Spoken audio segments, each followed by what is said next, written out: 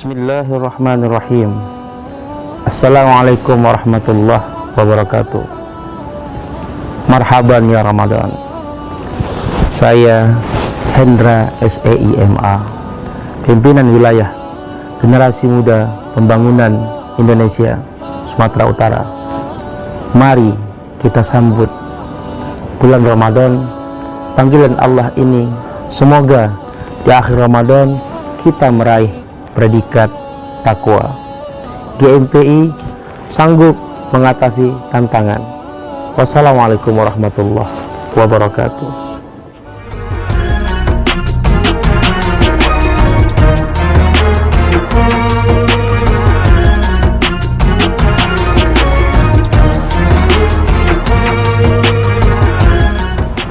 A'udzu billahi minasyaitonir rajim. Bismillahirrahmanirrahim. Assalamualaikum warahmatullahi wabarakatuh.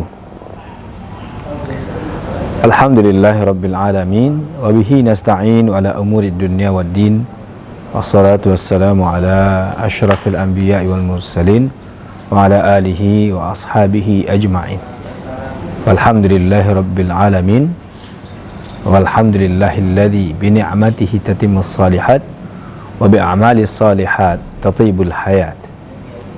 Rabbi syrah li sadri wa yassir li amri wahlul 'uqdatam min lisani yafqahu qawli. Amma ba'd. Saudara-saudara para penonton yang dirahmati Allah Subhanahu wa taala. Alhamdulillah, pada hari ini kita sudah memasuki bulan suci Ramadan yang tentunya sudah kita nanti-nanti dari sekian bulan yang lalu. Persiapan sudah kita lakukan, tinggal sekarang bagaimana kita menjalaninya. Maka pada kesempatan ini kita bersyukur kepada Allah Subhanahu wa taala. Allah masih limpahkan kita nikmat, terutama nikmat kehidupan kita, sehingga kita bisa bertemu dengan Ramadan tahun ini. Mudah-mudahan kita dapat menyelesaikan kewajiban kita ini dengan penuh kebahagiaan, dengan penuh sukacita, sampai nanti berakhirnya Ramadan dan kita akan bertemu dengan Idul Fitri. Salawat kepada Rasulullah SAW. Semoga segala rahmat Allah tercurah kepada beliau, dan juga mudah-mudahan dengan semangat kita untuk mengikuti sunnah Rasulullah, Allah pantaskan kita untuk nanti mendapatkan syafaat beliau di hari akhir kelak. Saudara-saudara para penonton yang dirahmati Allah Subhanahu wa taala. Pada pertemuan kali ini kita akan membahas bagaimana suatu ibadah yang merupakan kewajiban kita, seperti yang Allah katakan di dalam Al-Qur'an, A'udzu billahi minasyaitonir rajim.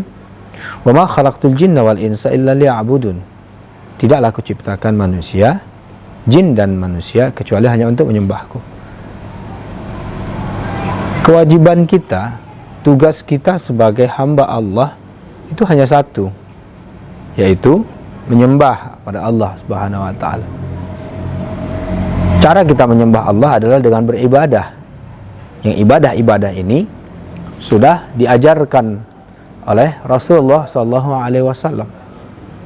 Karena praktik ibadah kita, terutama praktik yang mahdoh ini, kita pelajari dan kita ketahui dari Rasulullah SAW. Ya, yang Allah ajarkan kepada beliau. Maka saudara-saudara, dalam kita melaksanakan ibadah,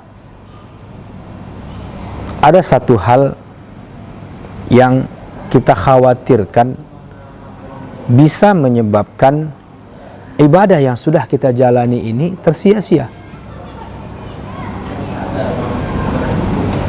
Kita melaksanakan berbagai macam ibadah, baik yang mahdoh maupun yang ghair mahdoh, yang memang sudah ditentukan waktunya, jumlahnya yang sudah baku, seperti salat, zakat, puasa. Kita kejar itu, kita laksanakan itu semuanya, kemudian kita tambahkan dengan amal-amal yang lain, yang tentunya kita harapkan ini bisa menjadi pundi-pundi amal kita yang akan kita bawa ke akhirat nanti. Namun ternyata saudara-saudara dirahmati Allah Subhanahu wa taala, ada kejadian di mana ternyata seorang yang melaksanakan amal ini seumur hidupnya, melaksanakan amal kebaikan itu, ketika di akhirat nanti ternyata amalnya tidak diterima Allah Subhanahu wa taala. Orang yang seperti apa itu? Di dalam sebuah hadis yang diriwayatkan oleh sahabat Abu Hurairah. Jadi hadis ini adalah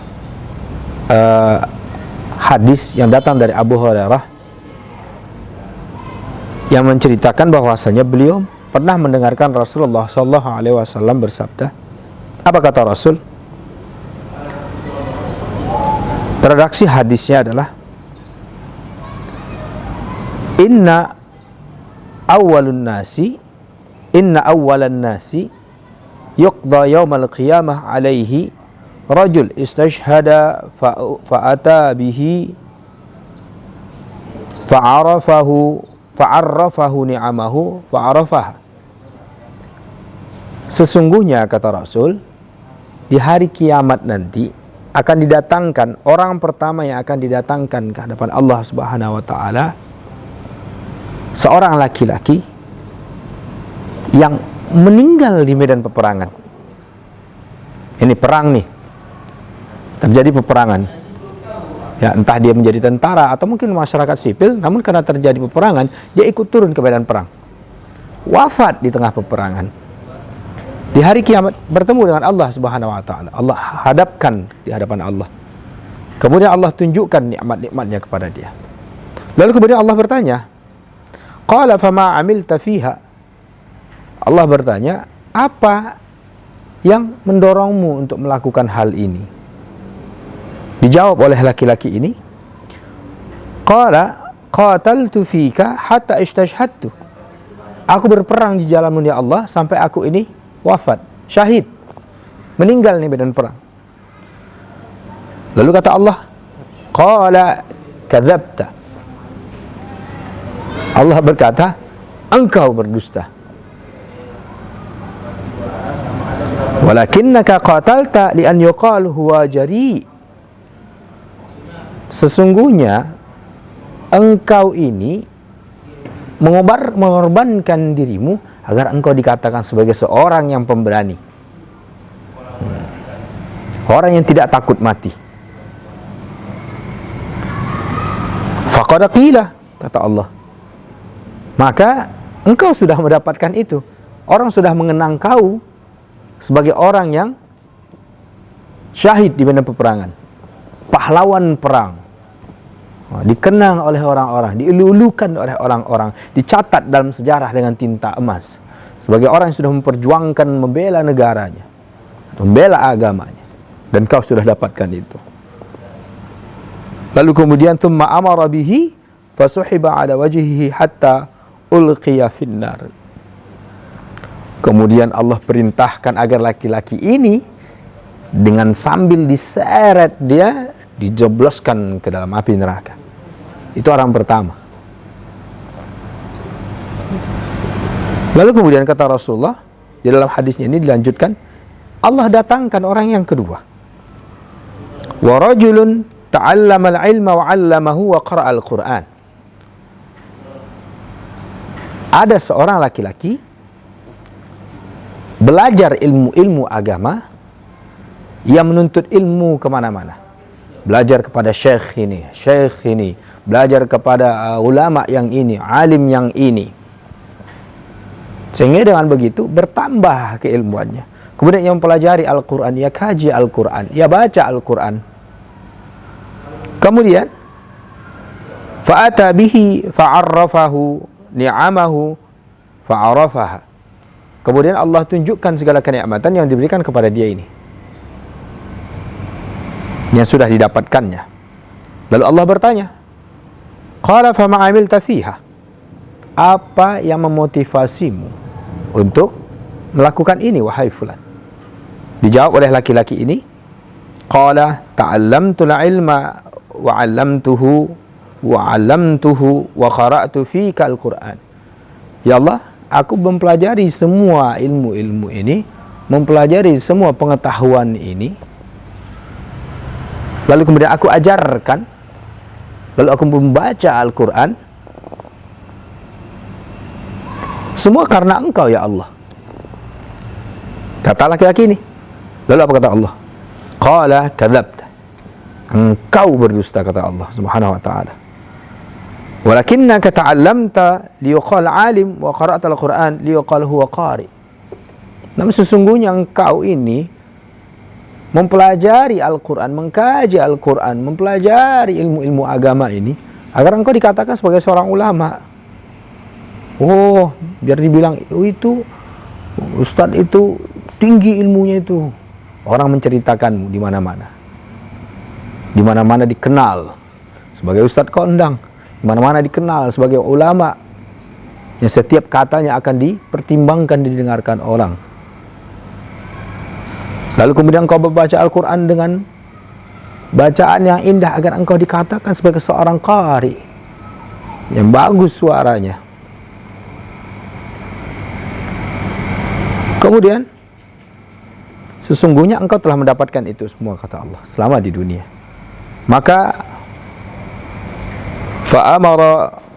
thumma amara bihi fasuhiba ala wajhihi hatta ulqiya finnar. Sama seperti yang tadi, diperintahkanlah laki-laki ini untuk diseret kemudian dijebloskan ke dalam api neraka. Saudara-saudara, kemudian yang ketiga, seorang laki-laki yang didatangkan ke hadapan Allah Subhanahu wa ta'ala. Ya, tadi sudah 2 orang yang dijebloskan ke dalam api neraka. Wa rajulun wasa'allahu alaihi wa atahu min asnafil mal fa'ata bihi fa'arafahu ni'amahu fa'arafaha. Laki-laki ini Allah berikan keluasan rezeki, banyak hartanya. Orang kaya, ini orang kaya, ya, hartawan. Kemudian Allah tunjukkan segala kenikmatan-kenikmatan yang didapatkan selama ia hidup di dunia. Lalu kemudian Allah bertanya juga kepadanya,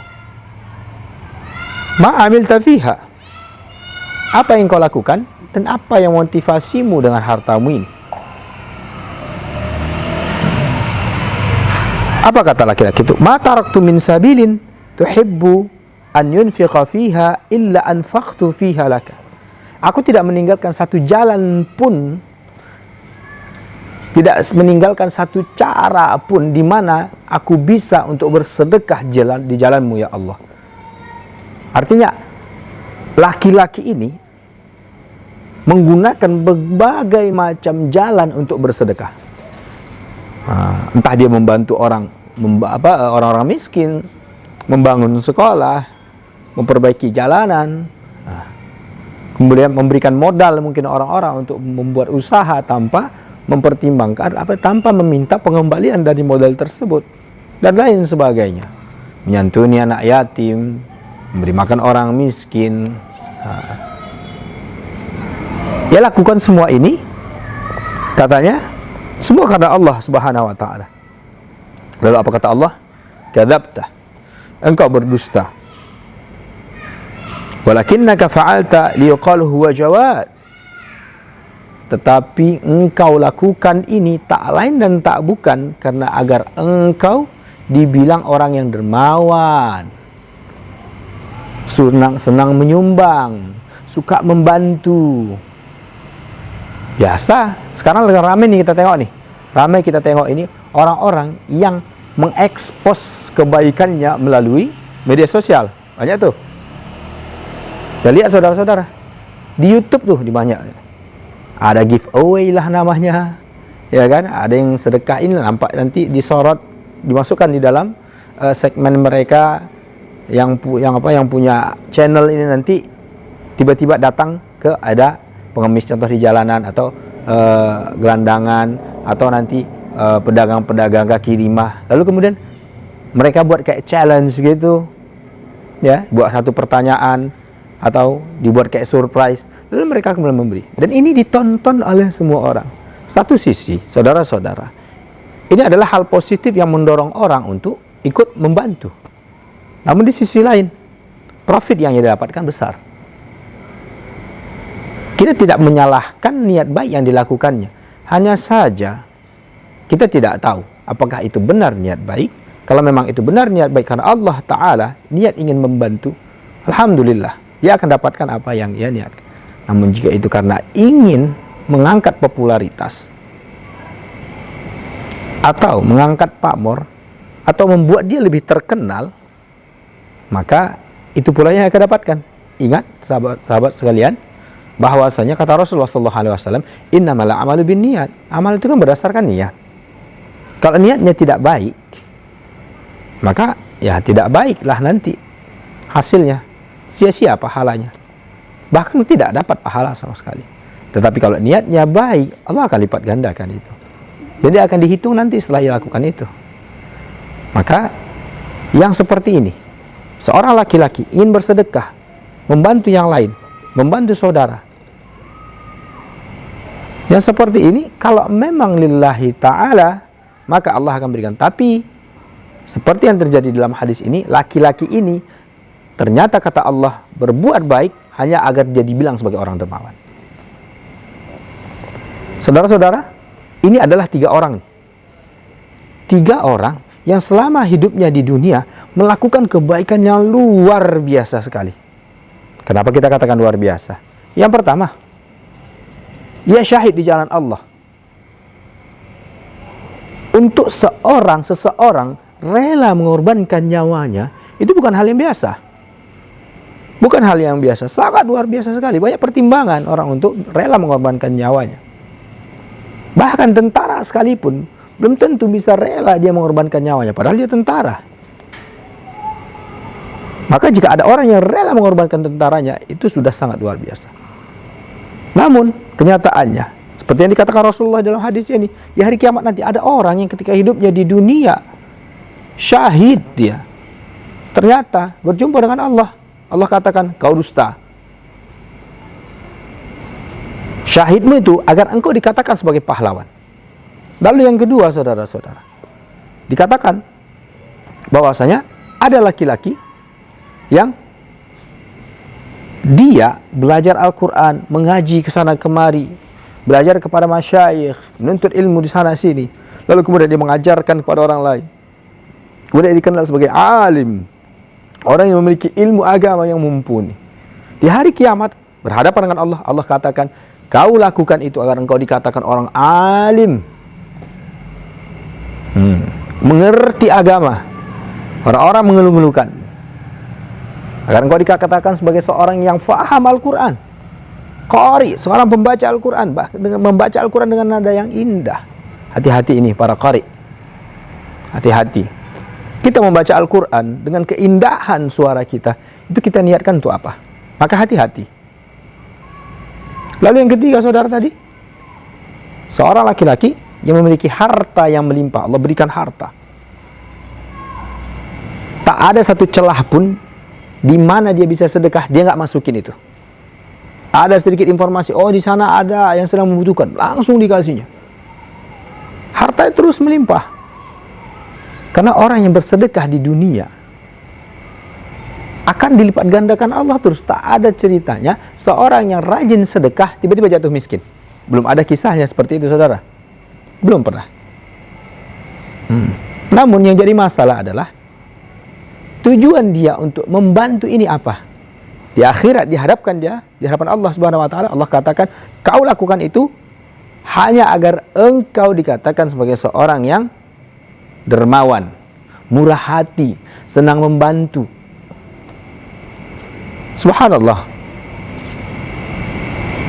Saudara-saudara, 3 hal yang membuat 3 kejadian ini, 3 orang ini memiliki akhir yang sama di hari kiamat nanti. Apa penyebabnya? Tak lain dan tak bukan ternyata karena mereka meniatkan amal yang mereka lakukan itu semuanya bukan karena Allah Ta'ala, bukan lillahi Ta'ala.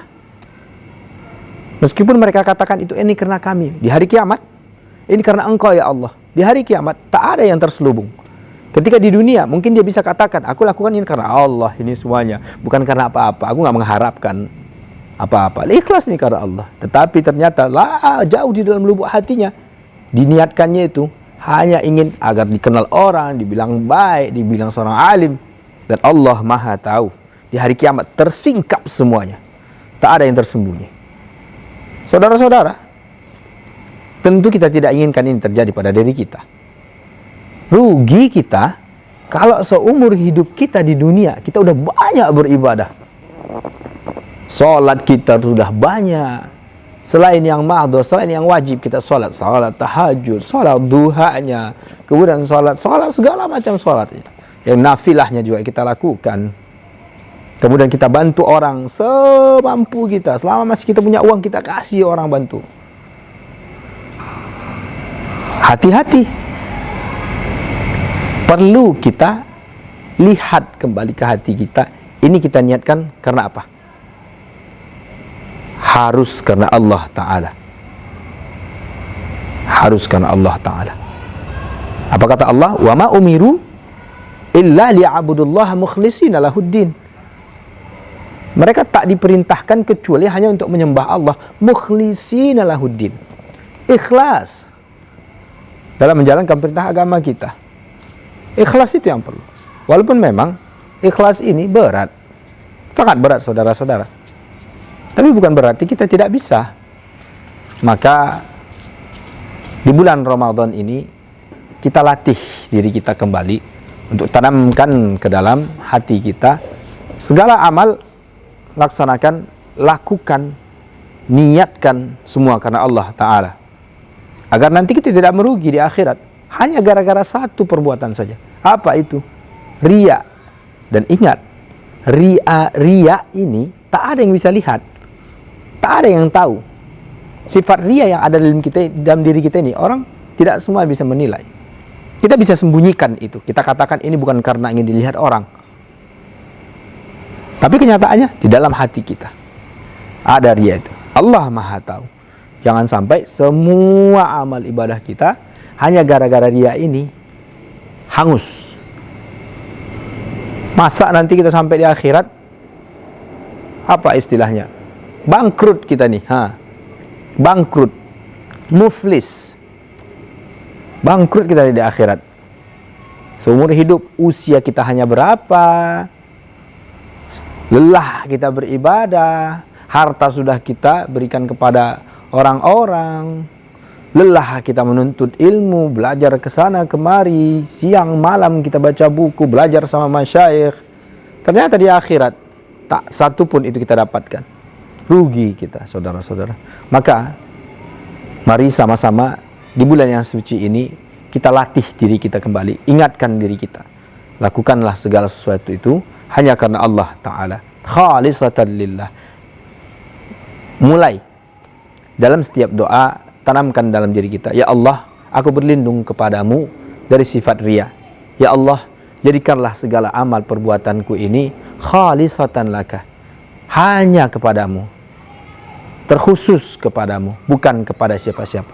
Ya Allah, jauhkanlah kami dari sifat-sifat yang akan memancing diri kami ini menyekutukan Engkau, ya Allah. Ada doa yang diajarkan, Allahumma inni a'udzubika min an usyrika bika syai'an. Itu dia.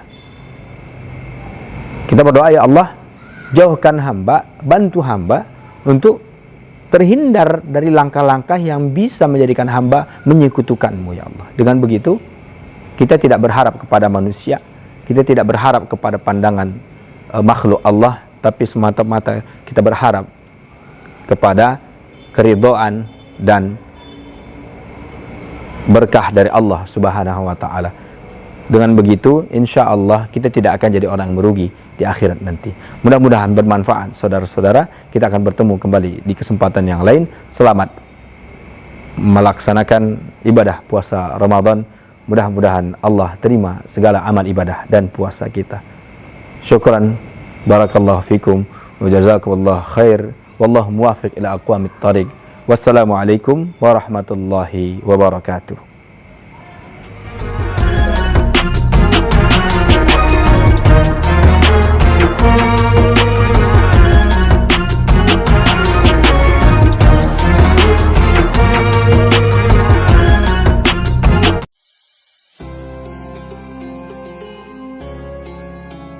Assalamualaikum warahmatullahi wabarakatuh.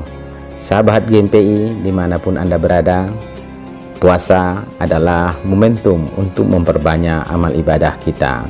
Oleh karena itu, mari jadikan puasa tahun ini menjadi ibadah terbaik untuk meraih predikat takwa. GMPI Sumatera Utara mengucapkan selamat berbuka puasa. GMPI sanggup mengatasi tantangan. Wassalamualaikum warahmatullahi wabarakatuh.